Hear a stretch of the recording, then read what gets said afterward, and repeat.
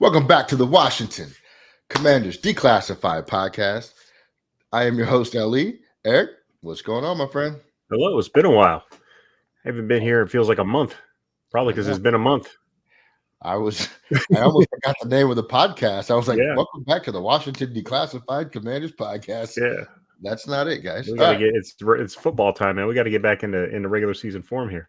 We are going to get back in the groove. We are slipping. We apologize, man. Sometimes life just gets hectic, and it has lately. Don't fret. Don't worry. We're back. We got this thing sorted out. We're going to talk about wide receivers tonight because obviously our wide receiver room flux. Or is it in flux, Eric? What's up with our wide receiver room? Are you comfortable with the guys that we have left? This season I am. You know why? Because I think that they're committed to the retooling, aka rebuild. I don't think that. I mean, the move to trade Jahan Dotson today just kind of tells me that maybe we're not as concerned with making the playoffs as some people think we should be. I don't know, namely me. So yeah, I'm fine with it for a retooling year. If you're, Jahan Dotson clearly wasn't a fit for the offense that they're trying to run. He doesn't seem like he's a Adam Peters type of wide receiver. He doesn't have that physicality. And honestly, one thing I did note about Damiere Byrd, I'm kind of proud of myself in the preseason, was like how well he's blocking, like on the run plays, whereas Jahan's just doesn't do that. So I think that might be something that kind of skewed in his favor. And Jahan, needs a fresh start. I think getting back to Pennsylvania, it's his home state, being a number 3 receiver where you can come out of the slot, not have to go up against press man coverage, not be under nearly the pressure of being a first round pick. I think that'll be good for him. I think he'll still have a good career in the NFL. But as far as our receiver room, we got what we got. We got Terry. We have a very good tight end room. That'll probably help. But yeah, I mean, I could, this season is going to be about figuring out who's going to be here in 2025 when we're really trying to win. So if this is the receiver room we're going with, then this is what we're doing, and I'm cool with it. Yeah, I think you're spot on. It really tells you where they think we are for the 2024 season. And there's absolutely nothing wrong with that. We're going to be in a position to get a good draft pick in 2025. And look, their receivers are competent enough to get through the season with. You know what Terry is. And by the way, if you haven't already, go pick up Terry McLaurin in fantasy football because he might catch 200 footballs this year. But Damiere has fought hard and shown enough that he's going to be likely your wide receiver too. And then you have like Crowder as his backup. You have Zacchaeus backing up McLaurin. So you have some solid guys, nothing explosive.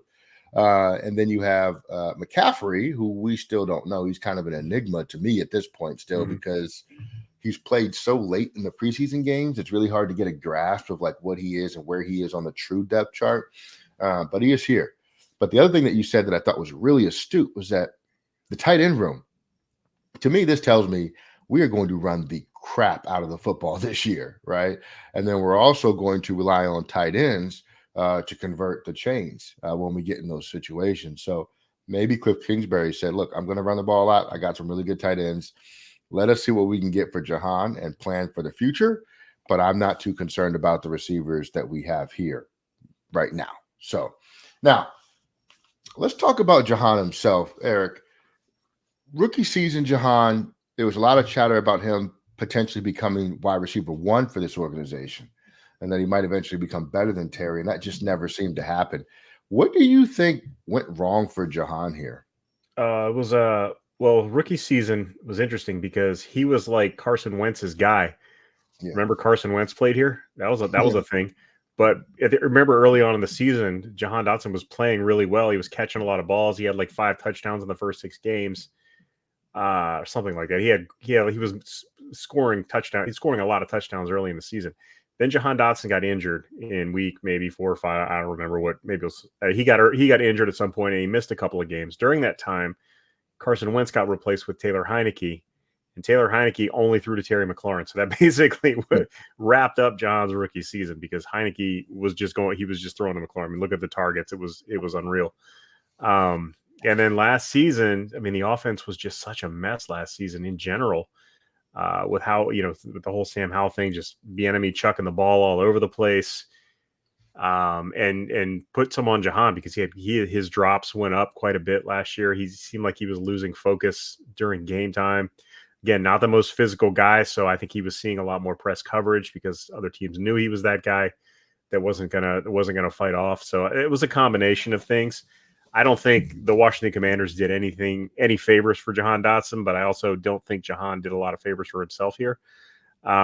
So yeah, it was quite a few things, but overall, I still think he's got a spot in the NFL, and he can be a very good wide receiver in the NFL. Just it's going to be somewhere else now. Yeah, yeah. And I think I still have that picture of you and Jahan from training camp all those years ago, a couple years ago. He was all over me. It was weird. Maybe that's why he's not here anymore. Yeah. But, it's so interesting because he has such a bright skill set for the NFL. But Cliff Kingsbury saw it and said, I don't think this is going to work in my offense, at least the way I want it to. And to me, what that tells me is like, Jahan is very good in the underneath and the middle of the field. At least he has been, right? Coming across the middle on drag routes, curls, hooks, things like that. Diami has been more vertical, but you've seen in the preseason, Diami run a lot more of the underneath stuff himself. And so I just think like with Diami's size and his ability to go deep as well, he's just that type of receiver that Kingsbury is missing opposite Terry. What they will do in 2025 at the receiver position, I don't know yet. It's too early to tell. Do I think they're going to address that position in the offseason? If I had to guess now, very likely, right? Mm-hmm. But it just, so it's that's how quick it can happen for you. We thought he was going to be our wide receiver one. I know I sent out some tweets over the years that Jahan's going to eventually pass Terry. And just like that, new offensive coordinator comes in town and it's a whole new ballgame. So, we wish Jahan the best. I think he's a heck of an athlete. Like you said, I think he's going to be a heck of a receiver for the Eagles. He's number 3 firmly on their depth chart. I mean, you're not going to pass A.J. Brown. You're not going to pass Devontae Smith on that roster for touches. But, man, he gives them such another dynamic option. So it'll be really he could actually be like an elite number 3 slot receiver. Definitely. His skill set being protected by not being up on the line of scrimmage a lot is going to be huge because he's not the most physical guy out there. And I think that was his death knell here. I think Kingsbury, if you look at what he had in Arizona with Larry Fitzgerald and DeAndre Hopkins, those guys Hopkins may not be the most physically imposing guy, but he was a strong, aggressive wide receiver, very physical player. Got in and out of his breaks, didn't have a problem ragdolling somebody if he needed to. Fitzgerald, of course, one of the best ever to do it. Those guys are big, strong guys. Terry, not the biggest guy in the world, but physicality has never been an issue with him. De'Ami Brown seems to be really improving this year. So I think Jahan just didn't have it as far as that goes. But again, in a certain type of offense that doesn't really need that, aka Philly, I think he can be really good. So we haven't heard the last from him for sure. Yeah, and I do. Yeah, I think big receiver is coming next offseason for sure. Maybe not be wide receiver 1 type guy, but I think Kingsbury definitely seems to like size at that position. But I think the Italians are going to fill a lot of that role this year. In terms of the rest of the roster at the receiver position, Jamison Crowder. Let me read off the rest of the guys that are here now and tell me if you think all these folks make it. Un momento. Let's see. Diami, Jamison, Tinsley, Casimir Allen. They really seem to like Kaz Allen, and they're using him as like a running back. And again, he didn't do anything when he played last week. And I think, didn't he fumble? I feel like he fumbled last game. I pay so little attention to preseason football that it's hard to remember if that was him. But very similar to last season where there's a lot of hype and the coaches really like him in practice, and then he doesn't really show up in games. So it's interesting because Kingsbury spoke today, and I think he was still high on Kaz Allen. So I still feel like, there may be a spot here for him until he plays himself off the roster because I guess he's just got the whatever physical tools that they love. So he's going to have to prove that he can't play. Tinsley, he was a preseason superstar last year. He had a couple of opportunities last game where he just, maybe wasn't the best ball that he got to, wasn't able to come down with a couple catches, but he had opportunities. So I'm not 100% sold on him. I think Crowder definitely has a spot, especially now that Dotson's gone. Crowder and Zacchaeus obviously are going to be, I think those guys are both making the team as well. My guy Bryson Tremaine has been pretty much invisible all preseason. I was all hyped for him the first week or so, but haven't heard much from him. And that's how it goes, man. They just some guys are practice warriors, get to the game. Marco Mitchell, yep. Some guys are preseason games, can't do crap in practice. Either way, both those folks get cut. So McCaffrey, Pringle, and Davion Davis, and Marcus Rosemy-Jacksaint. I think out of that group, McCaffrey and Pringle might be the only realistic people to make the roster from that. Rosemy-Jacksaint has that. I can see him. I can see him as a practice squad guy. Definitely. He was an undrafted free agent. Georgia, I think, is where he played. And we talk about the physicality and the tools of a wide receiver. I mean, he has them, and he did make a play last week. Did make a nice grab, if I recall correctly. Yeah. I'm not going to rule him out completely because he does seem to fit that mold of what they like. And again, he seemed to be a very willing blocker as well. So practice squad at minimum for him, but it wouldn't surprise me if he snuck onto the back end of the roster. Let me ask you this, though. Do you think this means anything for Martavius Bryant with Dotson moving on? I mean, maybe just he's got experience, but he hasn't played in like 4 years. So it's hard to it's really hard to make a team. Wish him the best. And he obviously has talent, but can he recapture any of that form? That's the question. I think it makes it, losing some competition or some competition leaving obviously makes everybody's job a little easier. So maybe, but we'll just have to see with Bryant. He was on a practice squad last year, I think in Dallas. Was it Dallas? Practice squad. He was in practice squad somewhere last year. Dallas, So he's got some reps, some practice reps, and he's, obviously back with the team this year. They see enough in him to bring him in. So maybe he's one of those veteran guys you stash on the practice squad. You bring him in mid-season. Maybe he makes the roster. Who knows? Yeah, it'll be intriguing. Do you think that this means that they're out there trying to make another move now that they got the third round pick that they picked up in the 7th? You mean Brandon Aiyuk type move? I didn't say the name, but he might be one of them. I like Brandon Aiyuk as a player, and next year I would love to see him on this team. It just doesn't make sense this year for what this team's trying to do. I mean, Brandon Aiyuk is a win now move, and I just don't think this team is win now mode yet. Depending on how things go this year, if they feel like if they sneak into the playoffs, or if they go they're there until the end and they feel like they can make a big jump next year, that's a time to maybe look at bringing in Aiyuk if he's available. But no, I can definitely see a receiver or two being brought in. Do you try to make a move for like Hunter Renfrow? Because he's not working out anymore out with the Raiders. Is he maybe a guy you can bring in as a slot guy if you think he's an improvement over Crowder or Zacchaeus? John Mechie hasn't really worked out. I don't know that he's kind of a Jahan Dotson type of receiver, though. I don't know if he's the best fit. But I've heard he's some trade rumors about him as well down in Houston. So there are guys out there that maybe you make a move for, but it's got to be like a move with an eye toward the future. So that's kind of, now that I'm talking about this out loud, like Hunter Renfrow doesn't make a ton of sense because that's just that's a win now move. So yeah, if you make a move for a guy, you do it with an eye toward the future. I don't think you're trading or bringing in a big ticket wide receiver at this point. Yeah. Then they got to learn the playbook, and by the time they're really fully equipped, it's week 4 or 5 or 6, and at that point, what's the point? Maybe DeAndre Hopkins is open to a trade here. He can come back and play with Cliff. You never know. I'd be down with that. Yeah. What have you made of McCaffrey this offseason? We were so hyped about this guy, and I kind of feel like he's been an afterthought in this preseason. Some of us were hyped about this guy. I don't recall being hyped about McCaffrey as much. I mean, I like the move. I like the idea of drafting him, but I don't know that he's a year one contributor, especially an early season contributor. And I think we've seen so much of that this preseason because he's playing deep into the second half. He's really not even seeing the field until like late second quarter at the earliest so far. You love the athleticism. You love the pedigree. I think there's a future for him, but I think it may just take. I mean, he's what was he, last pick of the 3rd round, first pick of the 4th round, somewhere like that. I mean, he's a day 2, 3 fringe player.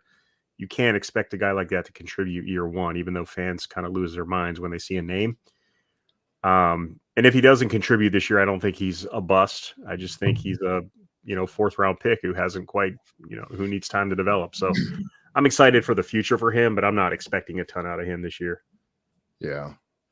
Yeah. And I think the other thing that we need to remember in the receiving game is we have Austin Eckler too, who's going to line up all over the field, including slot, including outside, including in the backfield and run routes. And so, I don't know. Maybe they just saw something in practice and said, look, we don't need this extra mouth to feed here. There's plenty of options on the field. And I think Eckler is going to be a massive part of the passing game. That might open up a Cole Turner opportunity as well. He might sneak onto the roster if they see enough in him. Maybe he's the big wide receiver. Who knows? You never know. He's certainly big, that's for sure. He's a big, tall guy. What do you make about this narrative that in the preseason we mostly threw the ball short with Jadon? Do you think that's going to carry over into the regular season and we're going to be kind of that underneath, 5 to 7 yard passing attack? No, I don't think. I haven't really paid attention to the narratives around him, but what I have noticed, it's not so much that we're throwing short. He's throwing outside. All of his throws, I think like 12 of his 13 throws. I don't remember. Yeah, I think he was 10 of 12. So 14 out of 15 throws have been outside the numbers or screen passes. He threw one ball last week over the middle, and it was not a great ball. It was a throw to Bates. I want to say it was Bates or Sinnott. I think it was John Bates. Yeah. Hit him, and you've seen the ball placement from Jadon when he's throwing. I mean, he's pinpoint when he's throwing outside the numbers. This was a little shaky little wobbler. It was kind of at Bates's knees. There was a lot of yards after catch opportunity there. Not that Bates is going to get a ton of yards after catch, but he had an opportunity to run with it if it was a better ball, but he had to kind of reach down for it, stumbled a little bit, maybe got tackled. So essentially what I'm saying is that he doesn't seem comfortable throwing over the middle yet. And it's not really, for me, a cause for concern right now, but it's something to watch. It's like noteworthy because, like I said, 14 out of 15 throws have gone outside. And the one that went inside while completed didn't look like a super confident throw. So we'll have to keep an eye on that. So the short stuff, every team throws a lot of screen passes in 2020. And you've seen Jahan, that throw in the first game to Damiere Byrd was money. And he's thrown a couple of nice deep outs. He did take a shot the other day, but I think he was just trying to throw it away because he had pressure in his face.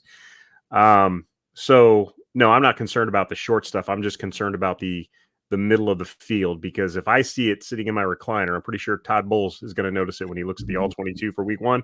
And how is Jadon going to adapt when they start taking away the outsides and making him throw between the hashes? Then we'll see what happens then. But yeah, that's what I've noticed anyway. And I could be completely wrong. So feel free to correct me, internet. What I think with that Bates throw was, because it was a little off, but I think that's part of rotating in a tight end who's not a big pass catcher. I felt like the timing was off between him and Bates on that one. And I think he got a little excited because that throw was so wide open with Bates coming across the middle. I also think Bates's route was very rounded off and not sharp. And maybe he's used to throwing that ball to Ertz. Or it was just not a great ball. One of those things, So, I do think that this offense is going to be a lot more underneath than people think it will be. I kind of think of like the Patriots offenses when they had like Edelman and Amendola, that kind of offense where you got a bunch of crossing routes, almost nonstop crossing routes. And we'll see how that works. Yeah, maybe Jadon doesn't throw over the middle. That's not going to work at all. He will. Yeah.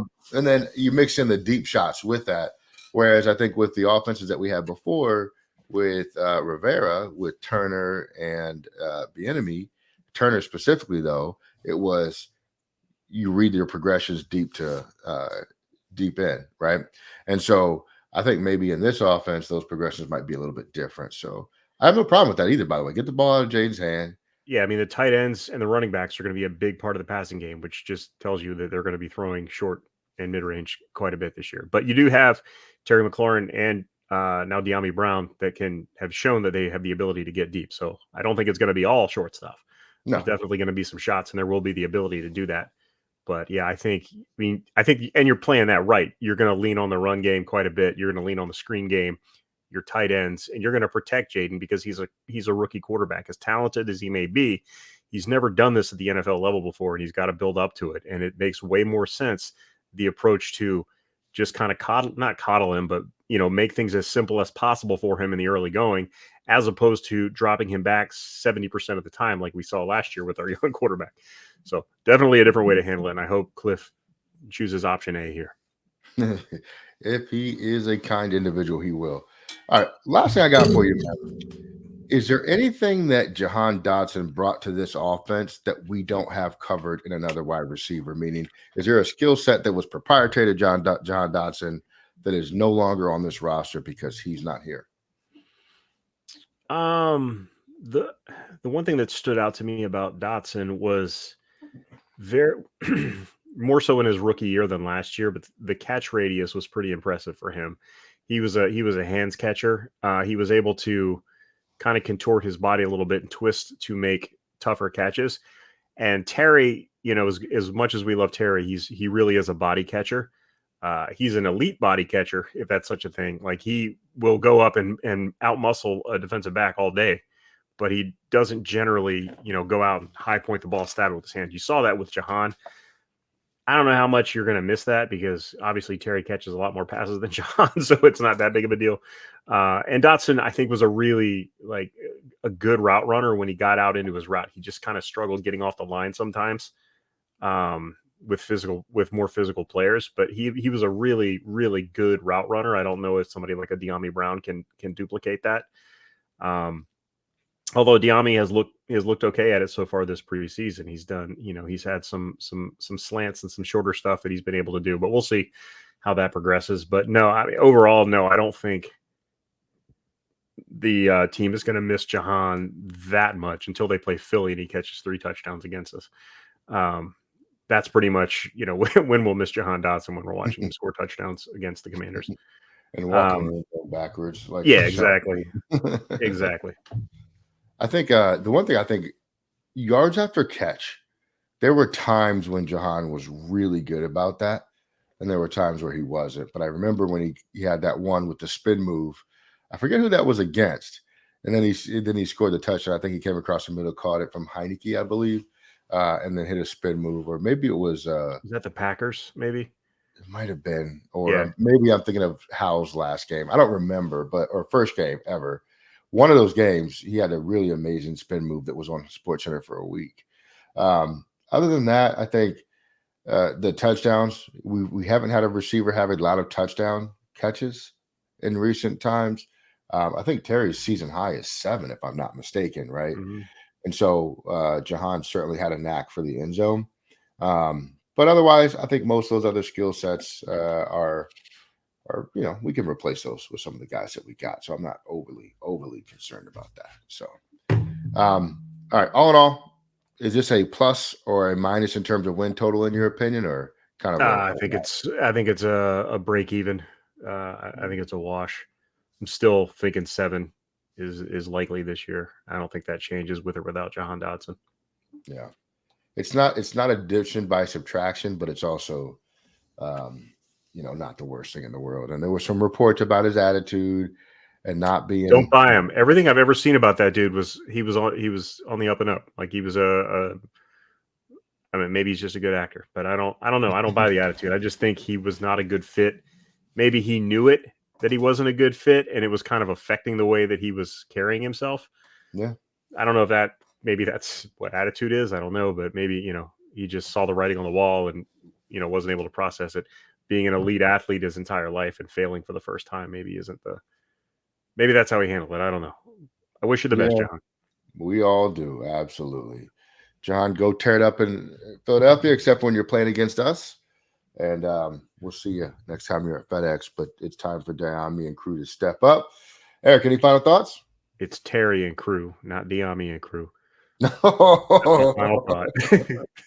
he ain't WR1 just yet. So we'll see. I'm excited for the season. God, preseason football is so awful. That's my final thought. Like, it's the second half of a preseason game is it's like the most unwatchable. Like, I'd rather watch like Manos, the Hands of Fate, which if you've never seen that, like, you'll know what I'm talking about if you've seen it. But yeah, I would rather watch that without the Riff Tracks version than watch the second half of a preseason game. But it's almost over. We got one game left, and it'll be fun to see guys trying to make the team. Yeah. I'm excited too. We're getting close, man. Fantasy football's about to start. And wait, shout out to Team USA in the Olympics. They did their thing. They crushed it. We haven't recorded since the Olympics went off air, but Oh man, yeah, shout out to Team USA. And by the way, that flag football quarterback, you're not better than Patrick Mahomes, man. I don't know what you were thinking, but you are not better than Patrick Mahomes. All right. maybe at flag he is. Maybe. We'll see. We'll see. I don't know. But yeah. So John, wish you luck. Terry, time to step up as you always do. And Diami, it's your chance. Take full advantage of it. Commanders Declassified. We are in at a tidy 25 minutes. We are out of here. Make sure you subscribe, like, comment, tell your friends. Peace.